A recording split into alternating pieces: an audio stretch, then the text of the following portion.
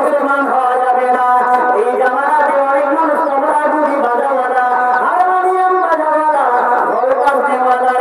ওই সবাই শিশি বাজিয়ে বাজিয়ে তারা হাতে তালি দিতে দিতে ওই খারাপ নদী কিনারে কিছু ভাবে নিয়ে গোপা শহরের বাজারে তারা ঘোরা শুরু করে দিয়েছিল।